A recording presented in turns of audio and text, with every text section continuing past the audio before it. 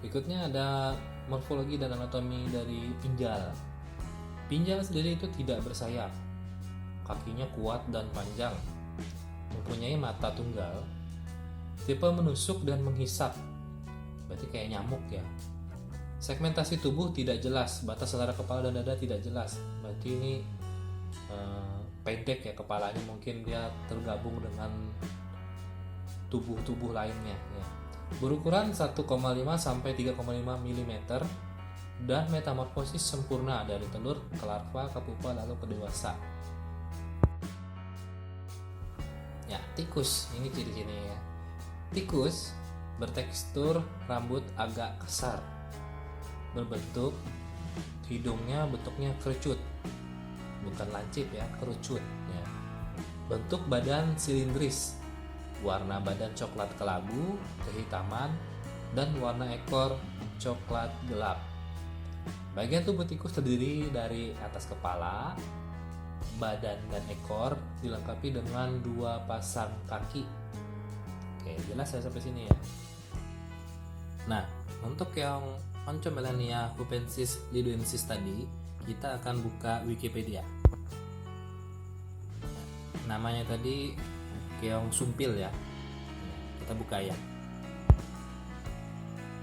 Nah, keong sumpil atau siput ujung lidi, karena bentuknya kecil ya, adalah jenis siput darat yang termasuk ke dalam suku Subulinidae, yaitu atau siput kecil sebesar ujung lidi yang acap menjadi hama tanaman.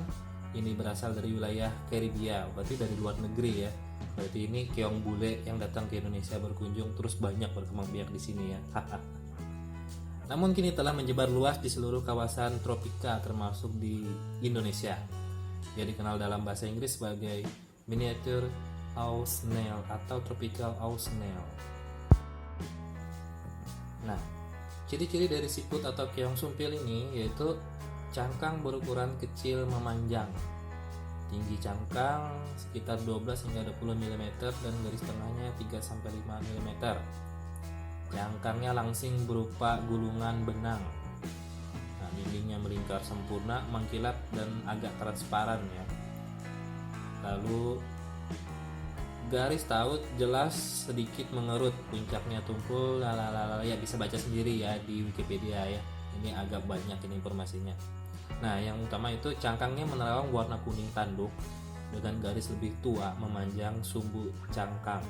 Hewan siputnya berwarna kuning ya, biasa ada di gambar itu ya. Itu ada penggarisnya, ada keongnya, kecil banget ya, kurang lebih 1 cm ukurannya. Nah, di sini ada habitat dan perilakunya. Keong ini aktif mencari makan di malam hari, berarti dia hewan malam ya.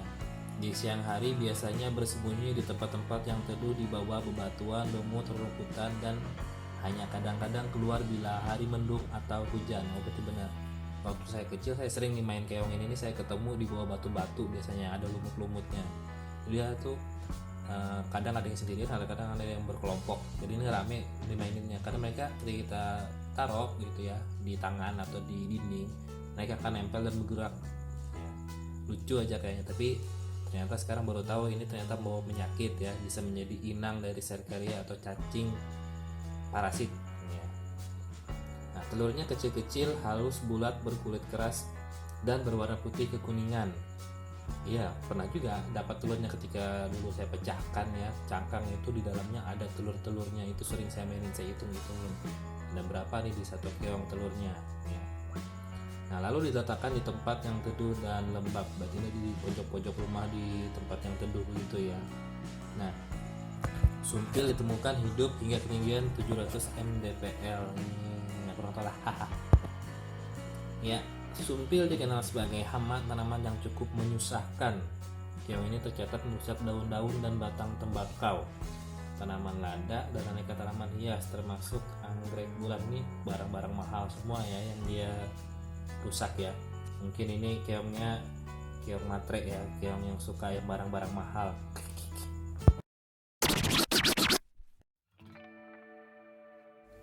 Berikut kita masuk dalam poin yang keempat atau pembahasan kita yang keempat, itu tentang penyakit yang ditularkan vektor dan zoonotik atau si roden tadi ya, atau tikus-tikusan tadi.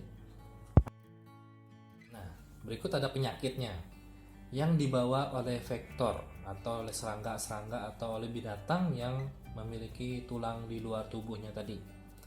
Ada malaria, ada demam berdarah, ada filariasis atau kaki gajah ya, ada chikungunya, ada Japanese encephalitis atau radang otak. Ini penyakitnya berbahaya semua ya, karena masih menjadi masalah yang luar biasa di sekitar Asia ya, karena penyakit-penyakit ini itu ada di sekitar lingkungan tropis seperti kita ya. Berikutnya ada penyakit yang dibawa oleh zoonotik atau oleh binatang pengerat ya. Itu yang pertama ada rabies atau anjing gila yang biasa dikenal ya, ada leptospirosis, pes, dan schistosomiasis atau demam keong tadi ya.